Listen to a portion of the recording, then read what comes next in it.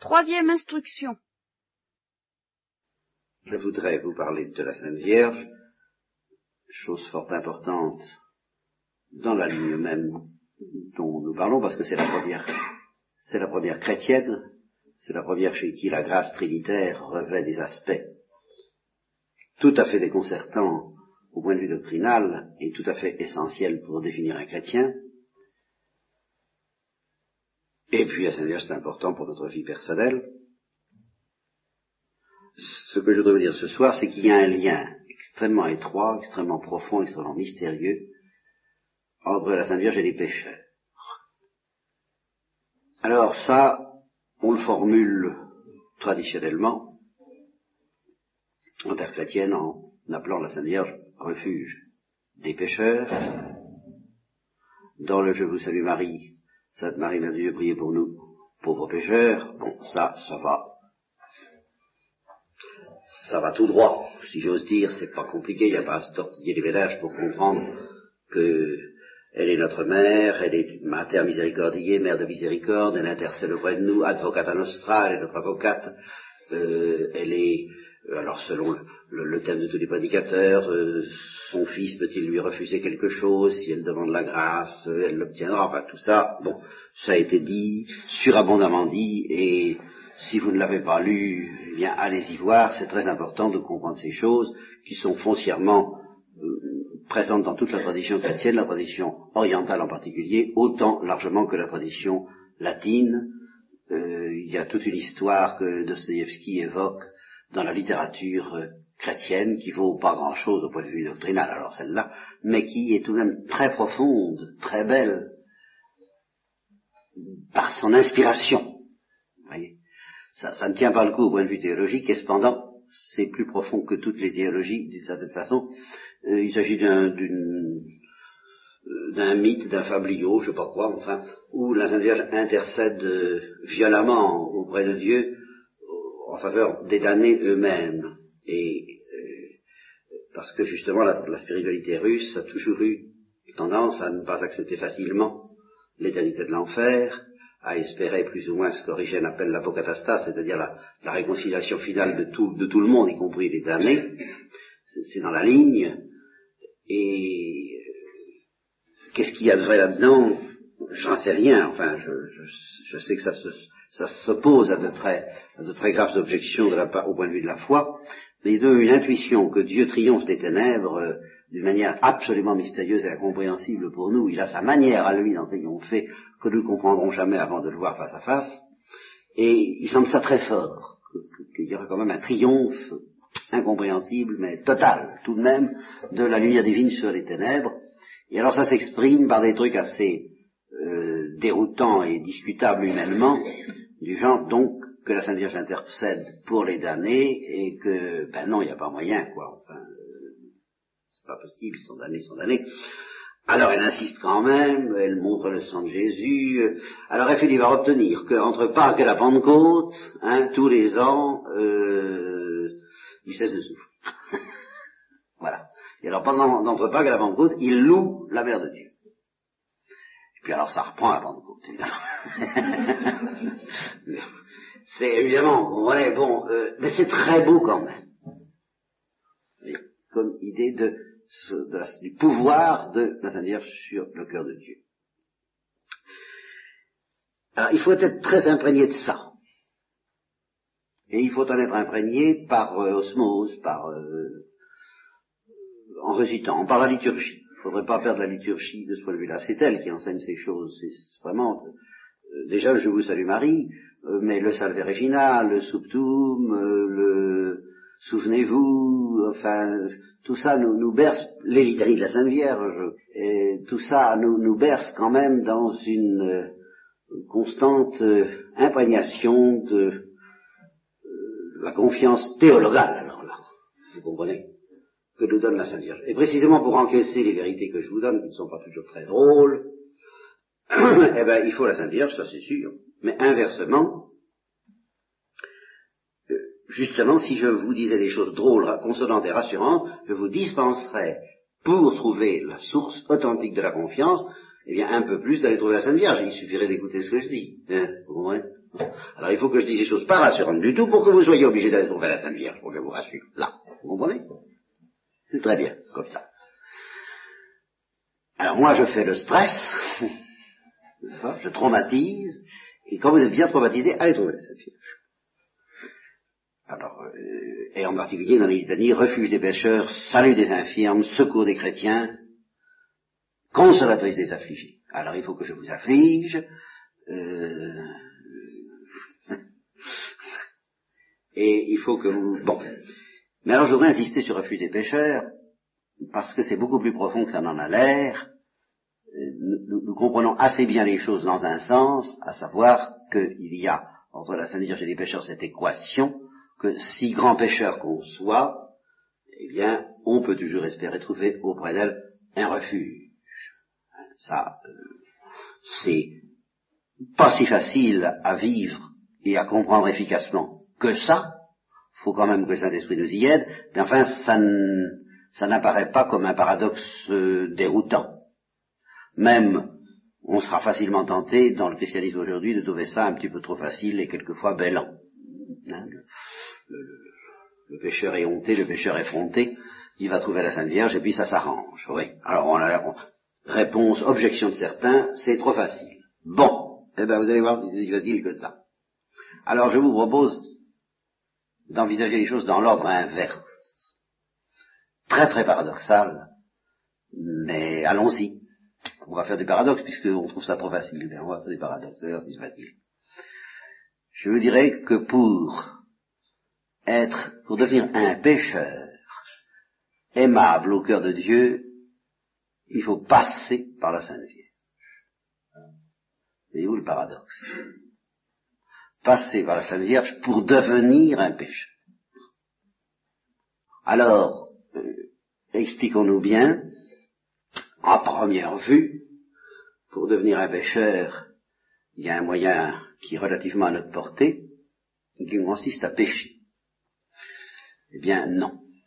Ce n'est pas du tout comme ça qu'on devient un pécheur. Du moins de ces pécheurs qui attirent la miséricorde de Dieu. Pour devenir un pécheur à la manière qui attire la miséricorde de Dieu, le plus sûr, c'est encore de ne pas pécher. Autrement dit, la première pécheresse qui sait attirer la miséricorde de Dieu, c'est la Sainte Vierge, précisément parce qu'elle ne pêche pas. Ah, alors nous sommes bien embarqués dans les paradoxes. Hein? Cette fois, ça y est. Autrement dit, c'est pas si facile que ça de devenir un pécheur. J'évoque depuis quelques semaines, assez facilement, assez couramment, le mercredi entre autres, cette découverte que j'ai faite dans un livre d'histoire, je pense que c'est Daniel Ross ou autre, que je n'attendais pas. On sait bien, on sent bien que Raspoutine était un moine inquiétant, n'est-ce pas, et qui devait pratiquer un petit peu à la russe, lui, le mélange sulfureux entre le péché et la miséricorde. Mais ce qu'on ne sait pas, ce que je ne savais pas en tout cas, c'est qu'il appartenait à une secte qui enseignait très formellement, très précisément, qu'il fallait pécher pour trouver la miséricorde. Alors allons-y, hein, j'en parlais mercredi dernier encore. Eh bien, vous savez, cette énormité, évidemment, c'est quand même un peu énorme. Il faut pécher, ça fait un devoir de pécher, et puis plus on péchera, mieux ça vaudra, pour mieux trouver la miséricorde. Ça fait quand même gros. Hein. Eh bien, il ne manque qu'1 millimètre pour que ce soit vrai. Et 1 millimètre qui est très paradoxal, parce qu'au fond, la seule erreur de Raspoutine, c'est de penser que pour devenir un pécheur, il faut pécher. C'est la seule erreur qu'il commet. À part ça, c'est vrai. Il faut être un pécheur pour trouver Dieu. Et alors vous me direz, et la Sainte Vierge? Eh bien, c'est la plus grande des pécheresses. Voilà mon paradoxe. Des pécheresses pardonnées, bien entendu. Mais des pécheresses. Autrement dit, c'est un drôle de boulot de devenir un pécheur. Et c'est un tel secret qu'il faut vraiment passer par la Sainte Vierge. Alors, je vais essayer de dénouer un peu ce paradoxe, quoi, de ne pas me contenter de vous le jeter à la figure, d'essayer de le rendre un peu vraisemblable. Alors c'est assez simple. Imaginez que, en effet, vous ayez commis tous les péchés possibles et imaginables, comme le dit Thérèse de l'Enfant Jésus. Ce n'est pas le fait d'être innocente qui me donne, et c'est là où ça commence. Elle-même, elle avait très bien compris ce paradoxe, moins bien que la Sainte Vierge, mais pas mal quand même. Si j'avais commis tous les péchés de la terre, ce n'est pas ça qui m'arrêterait un instant dans ma course à l'abîme, c'est-à-dire dans ma course à l'abîme de la miséricorde. Ça m'arrêterait pas du tout. Au contraire, plus j'aurais péché, plus j'accourrais de tout le poids de mes péchés eux-mêmes, comme chante le Père Coccagnac, te ramènerai Jérusalem, si tu comprenais combien je t'aime. Mais justement parce que je comprends combien Jésus m'aime, si j'avais commis tous les péchés de la terre, le poids de ces péchés augmenterait la rapidité avec laquelle je me précipiterais, le cœur brisé de repentir. Ah, voilà où ça commence à devenir intéressant. Un pécheur, c'est quelqu'un qui a le cœur brisé de repentir. Voilà ma définition. Ah, eh bien ça, vous comprenez, pour devenir quelqu'un qui a le cœur brisé de repentir, ben faut pas pécher. Il faut peut-être avoir péché, encore que ce n'est pas une condition indispensable, puisque la Sainte Vierge réussit à l'éviter, mais il ne faut plus pécher. Ah, c'est sûr. Seulement, pour avoir le cœur brisé de repentir, il ne suffit pas du tout de ne pas pécher. C'est nécessaire. Mais ça ne suffit pas. Et justement, le paradoxe de la Sainte Vierge, c'est qu'elle réussit à avoir, je dis, le cœur brisé de repentir, ou l'équivalent transcendant dont nous reparlerons, sans avoir péché, parce que elle fait sans avoir péché ce qu'il est nécessaire de faire en plus d'avoir péché pour être un pécheur. Voilà, pour être un pécheur, il faut deux choses. Pour avoir le cœur brisé de repentir, il faut avoir péché, peut-être, mais il faut surtout autre chose. Eh bien la Sainte Vierge, elle a cette autre chose, puis elle n'a pas péché. Bon, alors ça fait rien, elle a l'essentiel de ce qui fait un pécheur, au sens où il attire la miséricorde de Dieu, à savoir le cœur brisé. À vrai dire, elle a le cœur encore un peu plus que brisé, elle a le cœur au-delà de brisé. Qu'est-ce qu'on peut imaginer? Eh bien, en marmelade. Pas ça, c'est l'étape au-dessus. Et au-delà de en marmelade, eh bien, il y a liquide, liquéfié. Le cœur complètement fondu. Le cœur qui n'a... Vous voyez, et c'est ça que je voudrais suggérer à vous, dont je voudrais vous donner l'intuition, parce que cette espèce, ces étapes chimiques, comme quand on veut fabriquer un corps dans l'industrie, il y a un certain nombre d'étapes, n'est-ce pas? Première étape ceci, deuxième étape cela, troisième étape ça. Bon, eh bien, les étapes qui mènent au cœur liquide passent par le cœur brisé, le cœur moulu, le cœur en poudre, le cœur en marmelade, le cœur fondant et le cœur fondu. Alors complètement fondu. Vous voyez, c'est ça les étapes de la perfection. La première, la plus élémentaire, est d'en avoir le cœur brisé. Donc, la Sainte Vierge se situe tout à fait au terme d'un chemin qui part, pour nous en tout cas, de ce qu'on appelle le cœur brisé de repentir. On peut aller très très très très loin dans une soi-disant perfection chrétienne sans avoir jamais accepté de laisser briser son cœur. Exemple, les angéliques de Port-Royal. Alors ça, c'est un exemple sinistre et terrifiant. Et il y en a des milliers de ces gens qui font des prouesses extraordinaires jusqu'à jeter son corps dans les flammes ou vendre tous ses biens aux pauvres et qui n'ont pas accepté de se laisser briser le cœur. Voilà. Et c'est là où je dis, la Sainte Vierge a le secret de briser les cœurs. C'est elle qui vraiment est députée du métier tout à fait spécial au brisement, mais alors ce n'est que la première étape, au raffinage qui aboutit à la liquéfaction des cœurs. Mais ça commence la plupart du temps, pour la plupart d'entre nous, parce que nous sommes des brutes, parce que nous avons le cœur dur, il faut commencer par le casser à coups de marteau. Ça, il n'y a pas... Ou alors, oui, ça peut arriver, après tout, les voies de Dieu sont très différentes. Il y en a qui acceptent de se laisser chauffer à haute température tout de suite. Et alors, ceux-là n'ont peut-être pas besoin d'être brisés à coups de marteau, mais ça ne fait pas moins mal. Ils sont brûlés. Ils sont brûlés alors qu'ils sont encore solides. Je pense qu'il est moins douloureux, vous savez, hein, à les avoir. Mais de toute façon, c'est douloureux, c'est quelque chose de... Bon, alors je révoque mon pécheur qui a commis tous les crimes de la terre, je me suis laissé entraîner dans une digression, mais c'est le fond de toute l'affaire, et puis de tout ce que j'essaie de vous raconter, et tout ce que je vous dirai de doctrinal, ce sera toujours pour en arriver à ça. C'est pour ça que c'est pas mauvais d'anticiper sur ces conclusions pratiques tout de suite. C'est tellement vital, ça. C'est tellement ma hantise obsessionnelle, je dirais. Hein. Bon, le reste est tellement à double tranchant selon que, justement. Tout peut être instrument de damnation. Tout, sauf d'avoir le cœur brisé. C'est pas compliqué. Alors là, je suis farouche, vous comprenez? Et je vous fais peur, et je veux vous faire peur. Et si quand vous aurez bien peur, allez trouver la Sainte Vierge. Elle seule. Toute autre sécurité est fausse. Bon. Donc vous avez commis tous les péchés de la terre. Bien.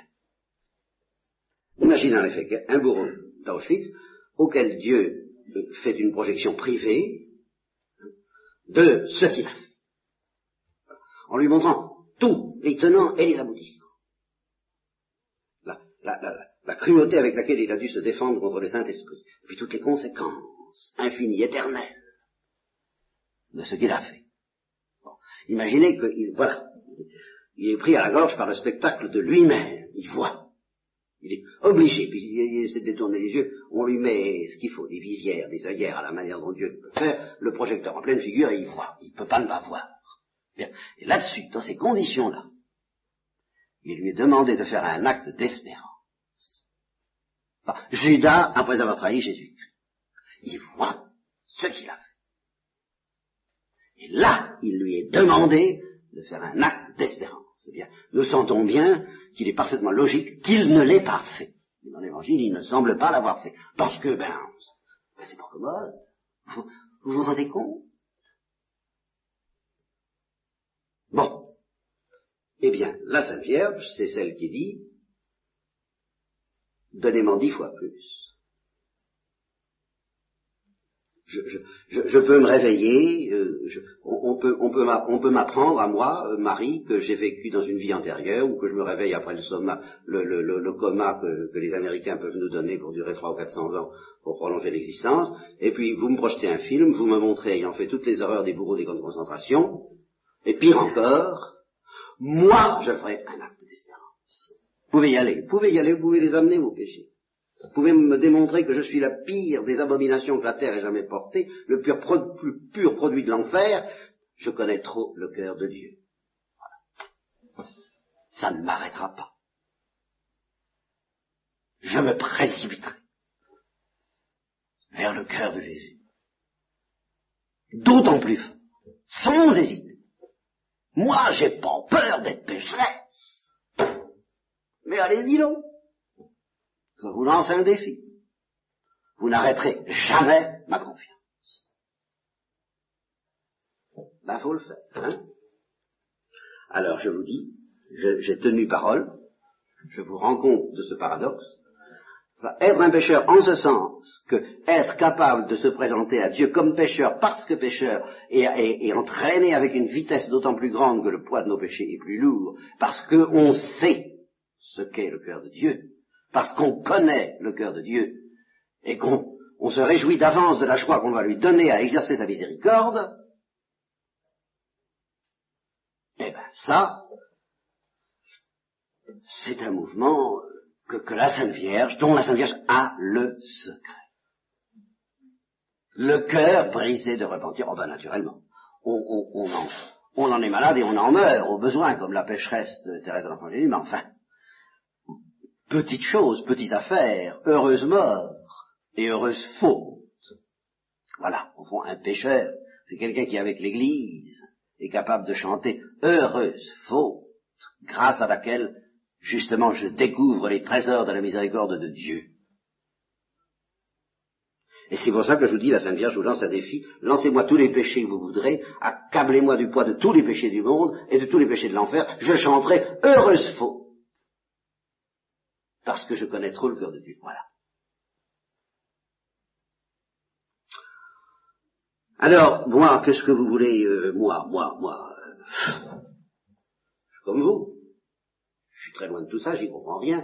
Mais enfin, disons que je ne sens pas le cœur de Dieu comme la Sainte Vierge le sent, mais je sens un peu le cœur de la Sainte Vierge, et je sens qu'elle sent. Voilà. Je sens que c'est comme ça qu'elle sent Dieu. Alors, je ne fais pas bien dans le sens qu'il faut. J'avance pas comme il faudrait dans ce chemin. Je sens bien que je n'avance pas comme il faudrait dans le chemin marial qui consiste à devenir un pécheur en ce sens-là, à se laisser briser le cœur de plus en plus, et toujours davantage, parce que justement nous ne savons pas aimer Dieu. Je ne m'engage pas comme il faut dans ce chemin. Je n'en parcours pas le dixième à la vitesse, au dixième de la vitesse voulue, mais je sais que c'est ce chemin-là.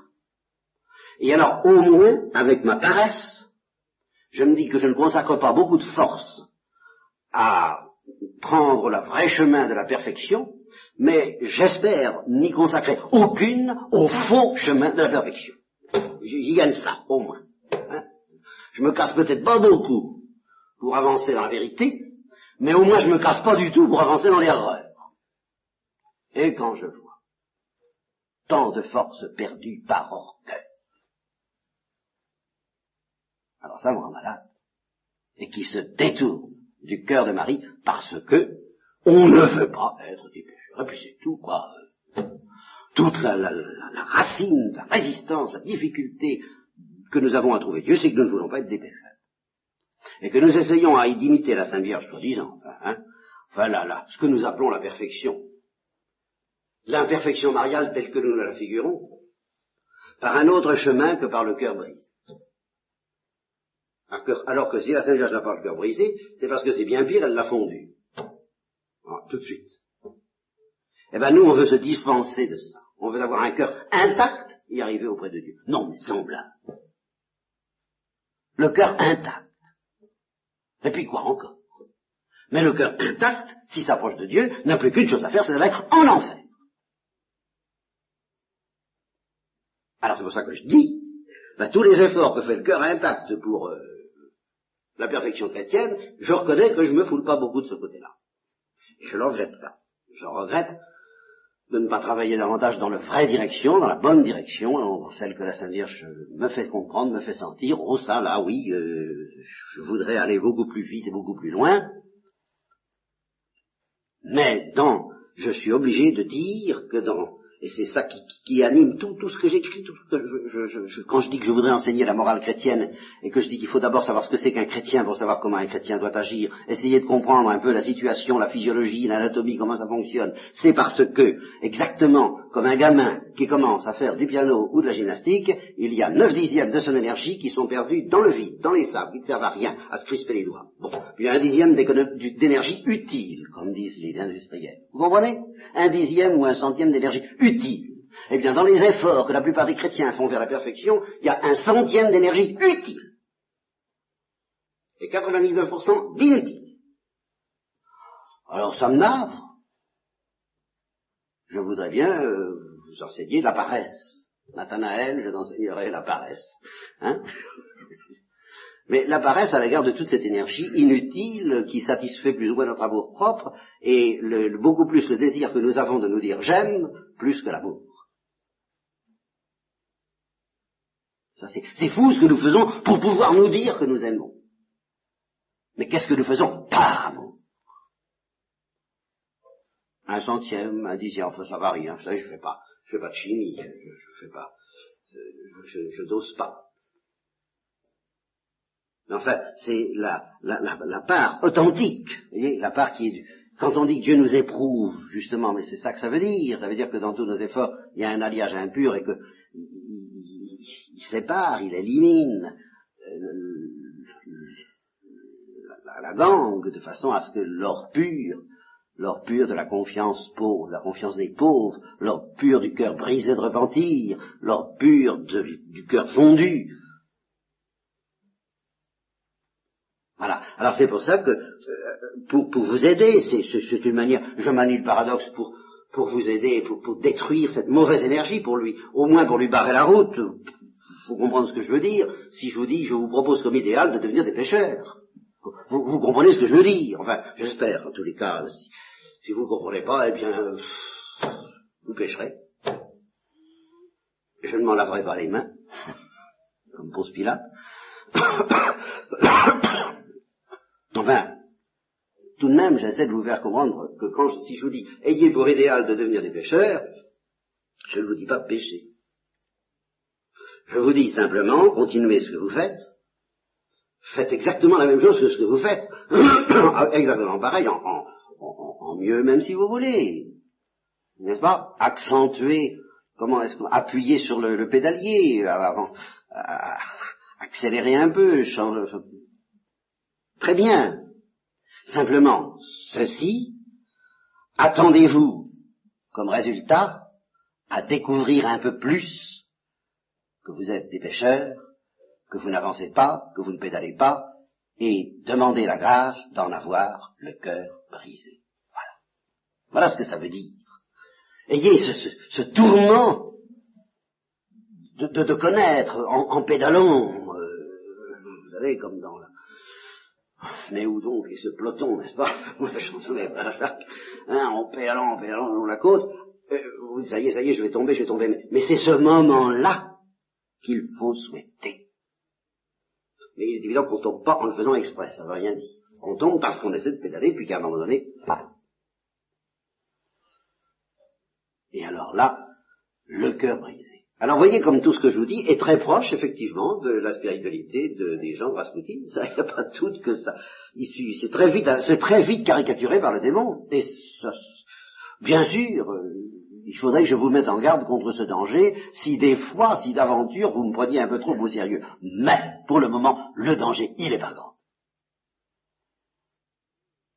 Parce que l'orgueil qui est en nous est suffisamment fort, les notions morales que vous avez reçues par ailleurs sont suffisamment correctes, pour que je ne craigne pas trop.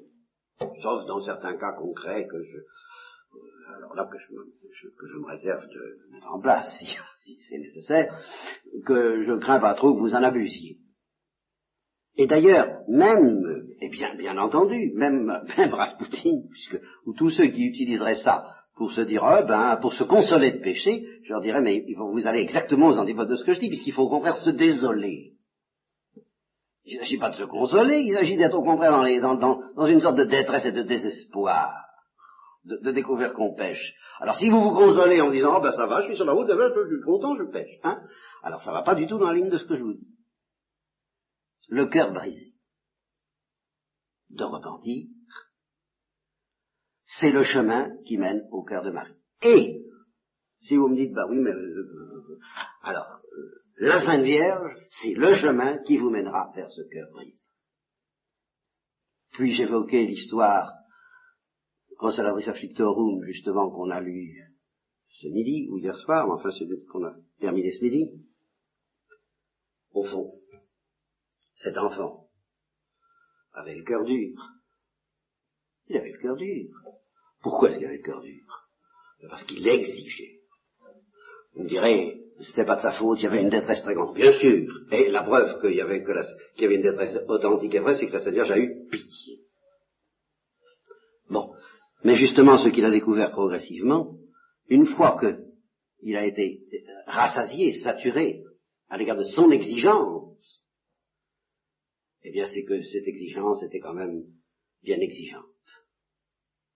Et la Sainte Vierge lui a appris à pleurer cette cruauté qui l'avait rendu si exigeant. J'en suis sûr. Oui, c'est ça que la Sainte Vierge nous apprend.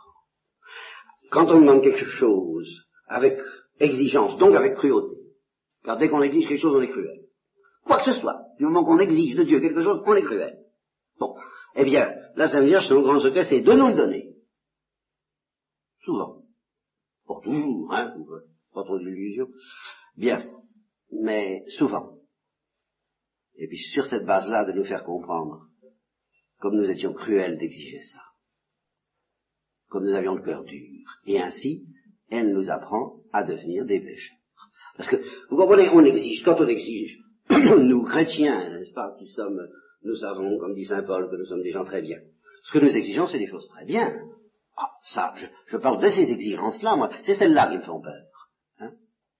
Nous voulons vivre comme il faut, être relativement parfait, relativement chrétien, enfin, devenir quelqu'un de bien, ou chacun sa petite idée de ce qui est quelqu'un de bien, mais enfin, nous avons des exigences de ce côté-là. Hein.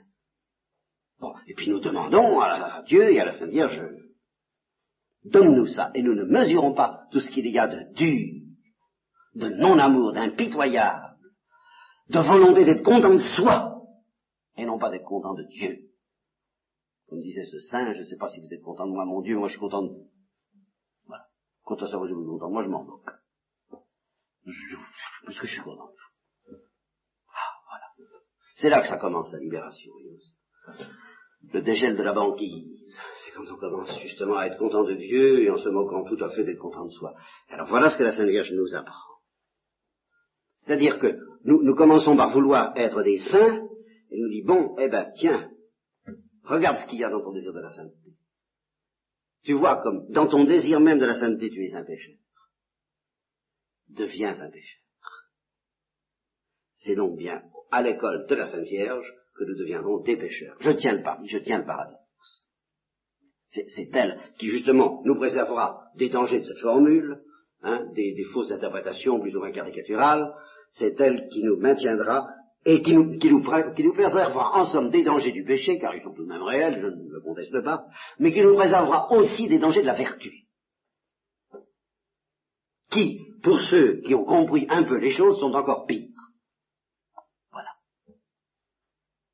Et dans la mesure où elle voit que chez quelqu'un, le danger de la vertu commence à grandir d'une manière un peu inquiétante, eh bien, vite, elle s'occupe d'en faire un pécheur. Et vous pouvez compter sur elle. Allez le lui demander, quoi. Et fera de vous des pécheurs, tout simplement en vous montrant ce que vous êtes. Hein. De la part. Seulement, elle le montrera avec son art, avec sa tendresse maternelle, qui fait que ça passe, quoi. On avale, on accepte. C'est tout.